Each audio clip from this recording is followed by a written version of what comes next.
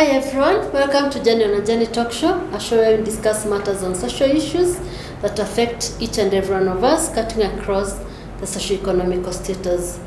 Here we enlighten people on issues that are really talked about, and if they are talked about, they are talked about behind closed doors. Today our topic is being raised by a toxic parent. I have two guests. I'm gonna allow them to introduce themselves and then I pick it from there. Karibu sana, introduce yourself to my viewers and then pick it from there. Hi, my name is Elizabeth Njenga, raised by a toxic mother, and that is the reason I'm here to share my story with the world. Hello, my name is Michael and I am a social worker. Right. Elizabeth, take us through your childhood. How was it being raised by your mom? Okay. Was it toxic from the word go, or it was a certain stage of your life? Okay. From the stories my aunts told me, my mom was just an individual who would not get along with the siblings from a young age. So from a young age, she's the second born in her family. She was not happy when the mother continued giving birth to other kids. For her, they were competition. So for her, she observed, in her words, the bread getting smaller, the servings getting smaller. And from there, she developed a negative attitude towards other people, even her mother. So the only person she had a loving relationship with is her dad. Yeah, so through her life, she has spent it in looking at like she's in competition with the siblings, in competition with her mother, and from there it led to toxic behaviors, which even in her village they know her as like not someone to mess with. Okay. Yeah, so when she got me in the year 1990,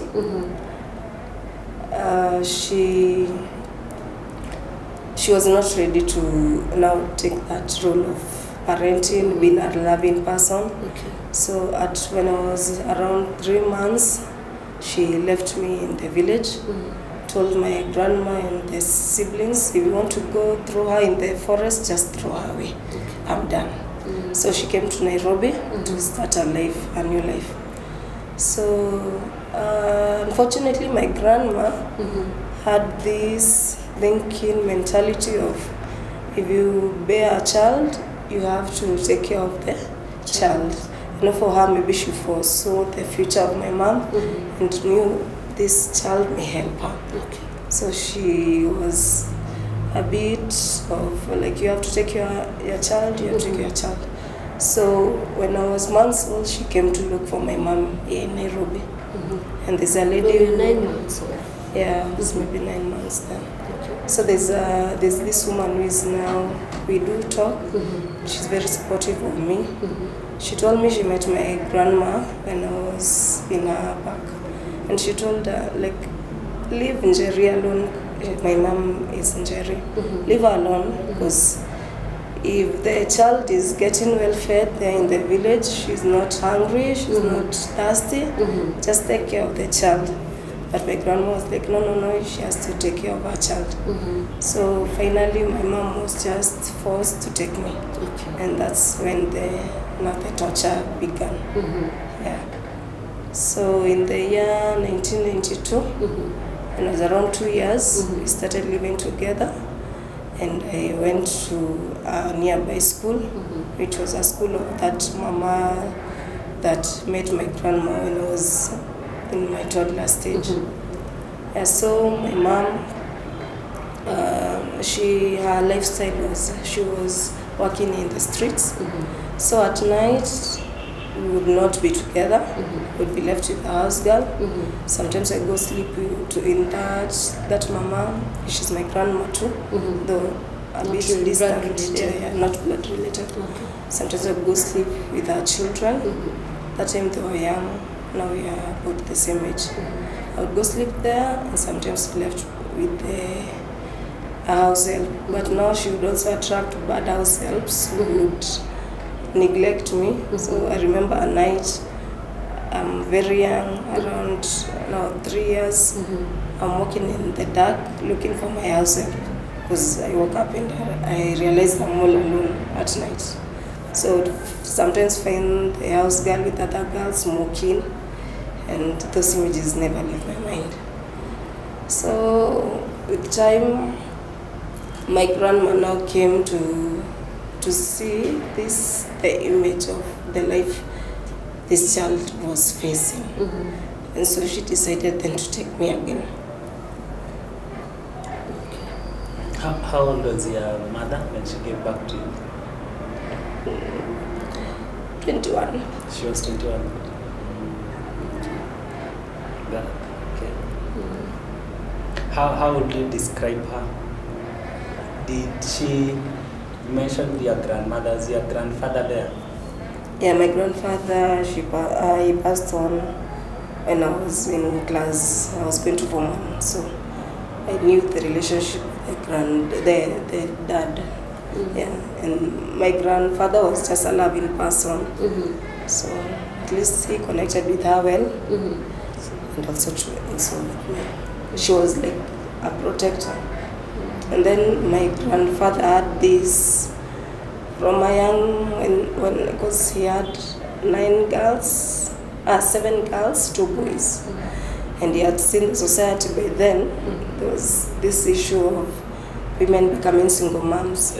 So for him, he had said, no daughter of his will go there, get pregnant, and then have no place to go. She was like, I can take care of them. So when my mother got pregnant with me, she went back home.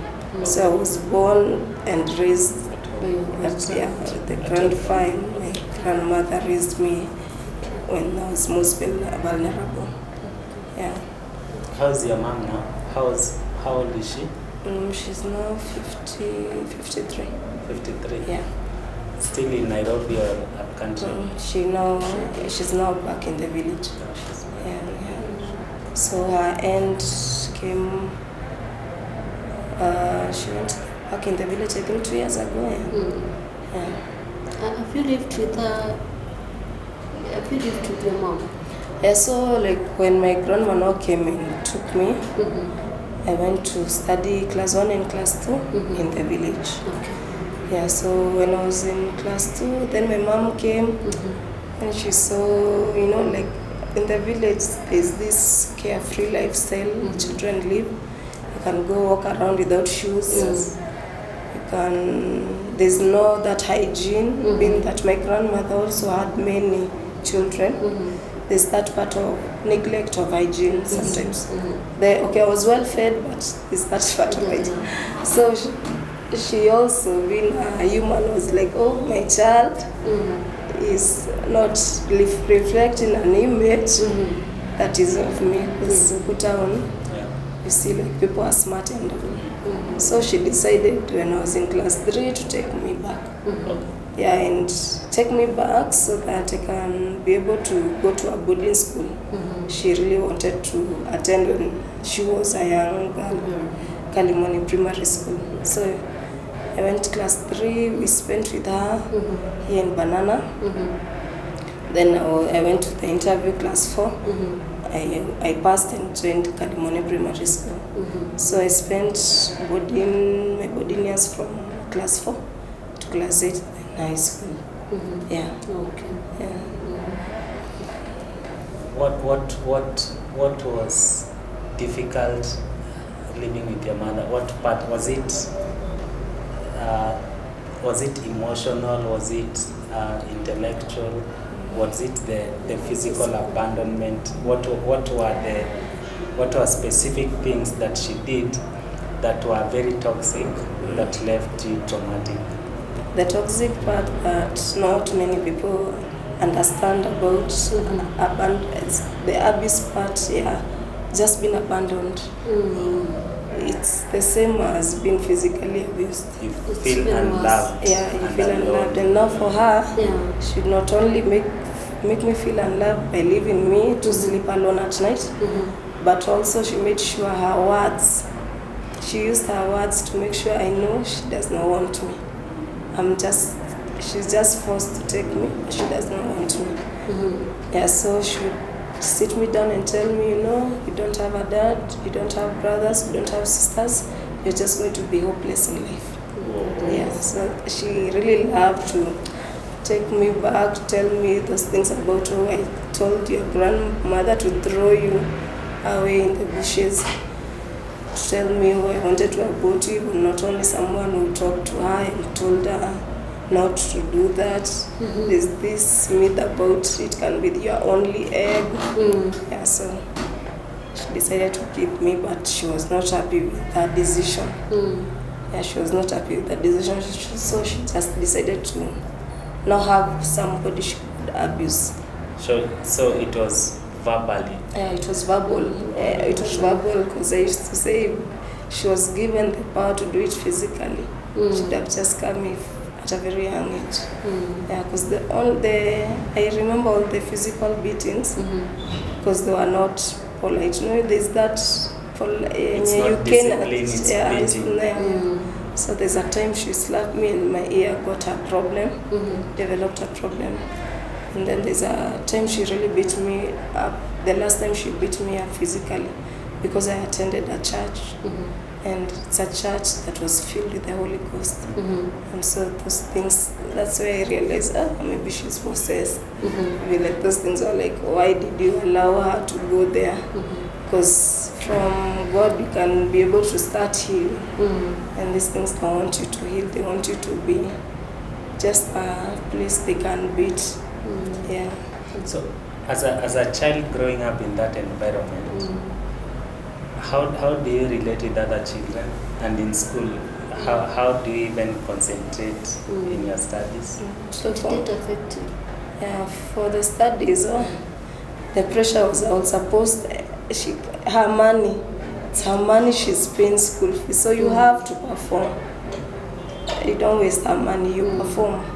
So if I say I'm not performing because of a book, she'll buy that book. Make sure I perform. So even I was always top.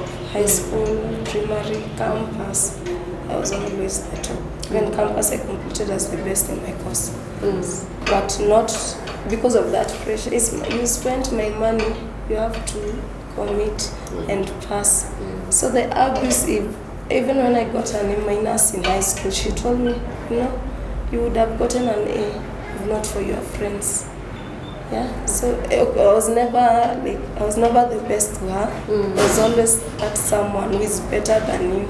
And so she made sure I know that in life, either I'm hopeless or there's someone better than you. Yeah, you can never be the best. It was never enough for her. It was never enough, and so no one will be told that and be happy. So she fed on my sadness. When I was young, I just called her sadist. She would feed on my sadness. So she'd make sure every day, whenever I'm not in boarding and she can see me there, she has something to tell me negative, make me cry. Then at least now she gets more power. Yeah. So she needed me for supply basically. Was she the first born in her family? Second. Yeah. The first. Was she ever abused by? Were your grandparents abusive? No, because now for my grandfather, the firstborn, the stories I know, he used to steal, and my grandfather would take him to the police to get discipline there. So my mom, the only challenges were in high school, she got the epilepsy.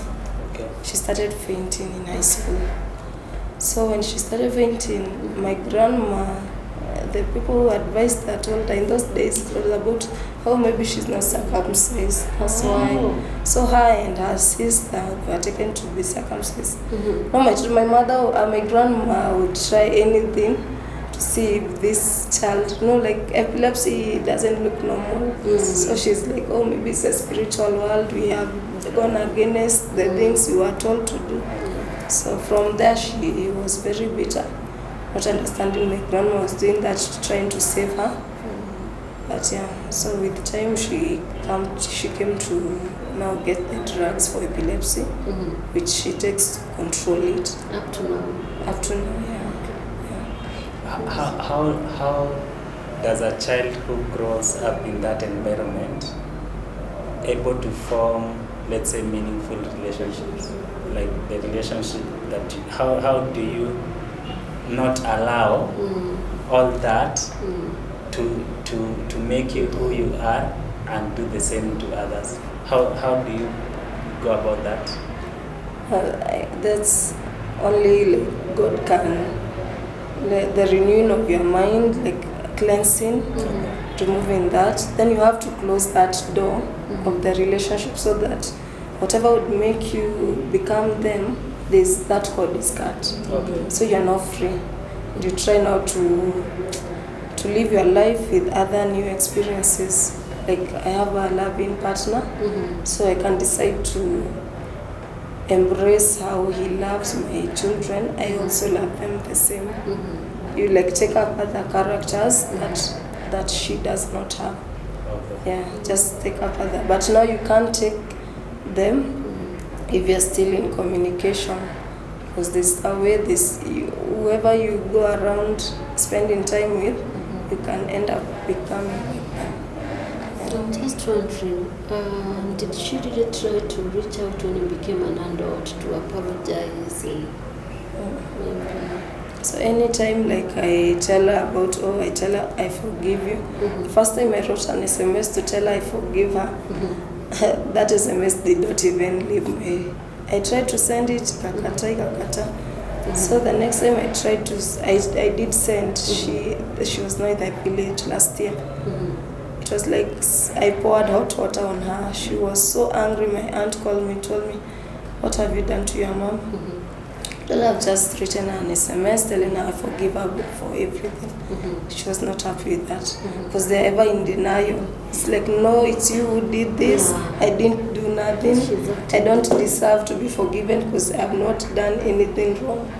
Yeah, so she denies. And so when I made that post on the internet, I did share a story and said my mother was the abuser. When she was shown the story, she wrote me an SMS and told me because of her, she is now a stroke victim from the abused girl.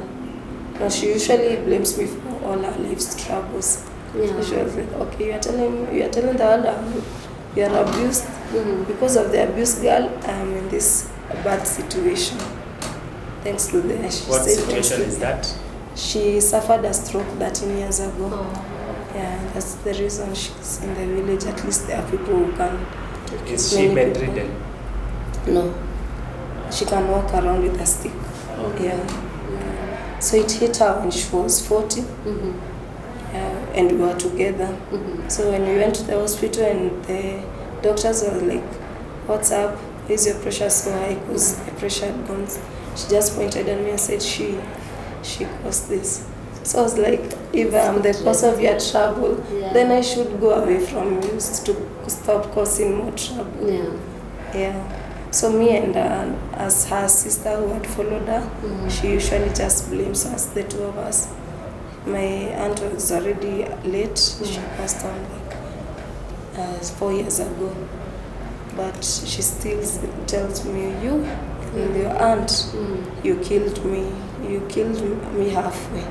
Because it's like half of her body is it's not functioning well. I'm just trying to think. Maybe our intentions was not to ever have a child. Yeah. And then here you came, and now you're the brave. Yeah. So she was living a fast life, and now a child was like a hindrance. But she did use me to get money because now her career was selling her body. And so when you tell a man, I have a child in school, they will be more compassionate. They will even give you more money. So she did use my name, and so even though she did not want me, she did use me to advance in getting more money.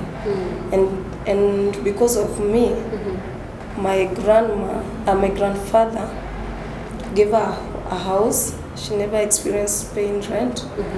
Gave her land to build because she has a daughter. Gave her land and she built her home there in Banana. So she never sees like these things she was given because she had a child. Because if she was just she would have been told, you can live here or you can rent yourself. But because of me, because of having me, the grandfather was more, she was more giving. He was more giving to her. Yeah, because even the siblings were like, oh, you have too much land. She was given such a big land compared to the others. She was more favored. Yeah, because she had a child and she was not married. Yeah, so my grandfather made sure hata teseka. Yeah, hata teseka na hakuwahi teseka. Then I'm just wondering, do you feel like you need to have a relationship with her, or that chapter is completely closed? There's no need. The first time I left her house, and I left kabisa, like not living with her again. It was in the year 2012. I told her in the night, tomorrow I'm leaving. And there's a Bible verse I read, which was just to tell me, like, this person you want to be spending eternity with, so just leave her. There's nowhere tutaenda kupatana. Just leave. But now being the society and also being like, oh, I feel she's my mother. I forgot the parts where God says, I'm the one who will never leave you nor forsake you. I forgot that even if she gave birth to me, we are not related, even in blood. Mtoto anatoka na blood yake. Fingerprints ni zake.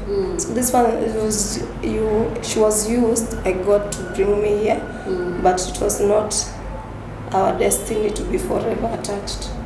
Yeah, God needed, like the way Mary was used as a tool to bring Jesus, but Jesus left her and went to search for disciples. And he himself said, you will leave your mother and father. You have to disconnect. So I had to do that. I didn't do it. And so I went on. I took the relationship longer than it was supposed to go. Yeah, so last month, that's when I said, it's over. She also called my cousin and told my cousin, mwambia sinitafute. So I'm just like, finally we can both be free. Yeah, so that thing about, oh, it's the mother, you have to have a relationship. No, it should not be like that. Because those parents who are not building your life will bring you down. And God is always in His word telling us He wants to build us. So you have to get out of that place where you are being broken and go to that place where you have been built. And this is like, it does not like you're mixed up. So you decide, are you there, are you here? Yeah. So I had to leave and cut that relationship totally. And so she can live her life, I can live my life now, free. Just wondering, you have children. Have you named any of them after your mom? Yeah, so there's one, and I had also that issue. I was thinking, oh, will I ever name my child after her? Yeah. But the thing is, by the time I was giving birth to my daughter, you know, these narcissists, they know how to pull you back. So she had pulled me back. She was nice. Wow. She knew I'm having a daughter, and she knew the tricks to play. So I had no issue naming her. So after naming her, yes, yeah. So she's never, Jerry, she's called Jerry. But then Jerry, my daughter, she started developing problems, asthma attacks. So I was like, oh my, I need to change her name. Because now this name, haina mambo mazuri. So I was even thinking, oh, there's a cousin of mine who also has a toxic dad. And it's usually like, ile sipatapata mtoto, he will not name any child the family's name. The children will just be named other Christians' names. So I was thinking about that, changing the name, but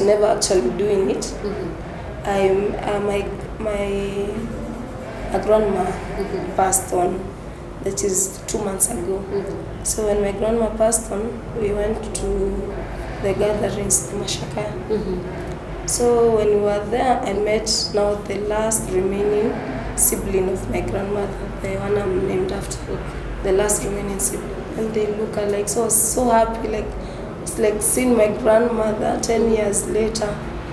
She's the only one who is remaining. She resembles my grandma with her face. My grandma is the one who loved me most in the family. So it's like the next day I have to take my children to see her because she doesn't live in this side, she's in Naivasha. So the next day when I took my 2 girls to see her, she just looked at Njeri and told me, this child is suffering. She has that cold that never leaves. My grandma is a praying grandmother, and so she has this gift, spiritual gift, to pray for others. That is what she does in Naivasha. So she told me, just give me her full name, I'll pray for her. She prayed for her that night from 9 p.m. to 11 p.m. My child did not cough again. When we went home, she slept through the night. Till now, 2 months later, she's still okay. Right now, I'm the one coughing at night, but for her, she's okay. So I was like, okay. Even my husband now started telling me, kunibadilisha jina. I was like, it's Elisha. Then I went to another church, and the pastor there is called Njeri. And she told me about every person is an individual. We don't share, actually, just because she's named after her. We don't share anything. That's just her name. She has her own fingerprint. She has her own identity. Her identity should not be connected. That's just her name. Yeah, so at least I'm at peace. I'm not changing her name. She will remain that. But she just give her, I will be speaking words of wisdom, blessing, giving a meaning to that name. So Njeri means courageous, Njeri means polite, Njeri means, I give her a new meaning. Yeah, so for her, she's okay. Right now, for now, she would cough the whole night, sweat, then go to hospital, torture, and it was just too much. But now, she's very okay. Yeah, so right now when I said I'm leaving my mother, I said, but I have now a prayerful grandmother I'm keeping. I have a cheerful grandfather I'm keeping. So I'm just keeping the positive people who will call me, not to tell me about diseases, to tell me about a better future. Yeah, to tell me about something good. Yeah, because my mom, anytime she would call me, she'd just be, oh, umepeleka mtoto vaccine. It's always about disease. Now for me, she would call me, before I ended up getting high blood pressure. Before that, she would call me and tell me, upi my pressure. I was like, oh, return to sender. I'm a Christian, it would happen to me. Then it happened. So I was like, I can't tell anybody, I can't tell my husband, I can't tell anybody. Because now this thing is like a family related. Yeah. But I went through, did some exercises, lost 4 kgs, then my pressure was back to normal. And when I remember for her, I was the blame of her pressure. I'm like, seriously? Should have just lost the weight, did some lifestyle changes, and her pressure would be okay. But she always looks for someone to blame. So that is the character of a toxic person. They're always looking for people to blame and people to make like life heavy for them. Yeah. Okay. What was the difficult part in breaking that connection? What was most difficult? And how do you deal with expectations of others? Of course, there are other people who will blame you, who will judge you. How do you deal with that? Yeah, so this time it was not difficult because you see, it's a whole 10 years of trying to break, but not actually doing it. The first time I took all my documents, carried all my documents, and then nikajipata nimerudi. So this time, and then that, especially that part of knowing that we are not related. We are not blood. Hizi ni vitu society nasema blood relations, we are not.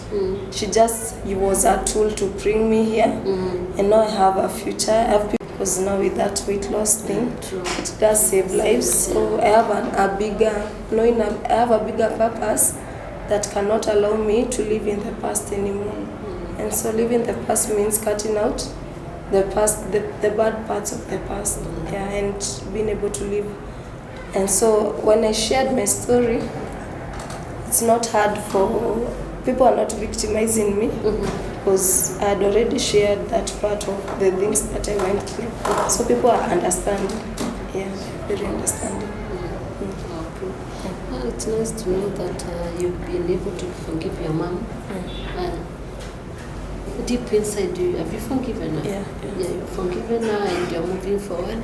Can you look at that, come in and talk to another parent who is maybe torturing the child, unknowingly or knowingly? What I'd like to tell parents, both young and old, is that what a child desires from a mother or a father is love.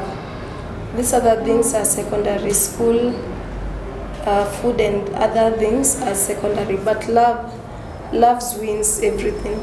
If you have love in your heart, you'll be able to know how to provide for that child, to provide for the inner child. There's always that inner child who is looking to be fed and can only be fed through love. Love is telling them, I love you, and also matching those actions. Please don't torture your children. Don't tag your past into their life. They are not your past.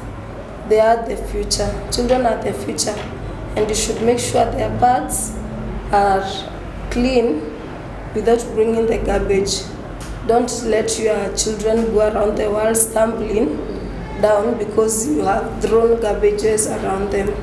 So let the children know that they deserve love. And if you have been in a situation where you were through a toxic relationship with your parent and now you are bleeding on your children, find God, find a person to talk to and release that, become clean.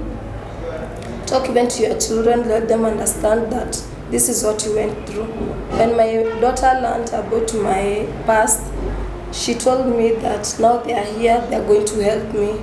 So let your children also know, so that they can be able to understand. In case you have an outburst, they know that mom is having a breakdown or dad is having a breakdown, and they can be able to help you without just wondering what's happening. And prayer moves mountain. Prayer can remove those baggages, and prayer can make you and your children live a healthy relationship. Okay. Your parting shot, Michael. Yes, it is important to take care of ourselves and to be thoughtful of the environment that we are in. And regardless of the environment that we have grown up in, we can also just own up our own lives and decide how we raise up the next generation. So we applaud people like her who are making sure that the disconnect, or what we call generational curses, are ending with her or us. So yes, own up your life where you are and ensure that the problems that we have inherited end up with us, so that the next generation that we bring up start at a much better place. Thank you. Thank you so much, Eliza, for coming and for at least speaking about that, because I know it is going to speak to someone out there. Thank you so much, Michael, for being here and being able to be part of this conversation. For my viewers, kindly continue subscribing, sharing, and let's engage in the comment section. Asante sana, and from me, Elizabeth and Michael, bye. Bye.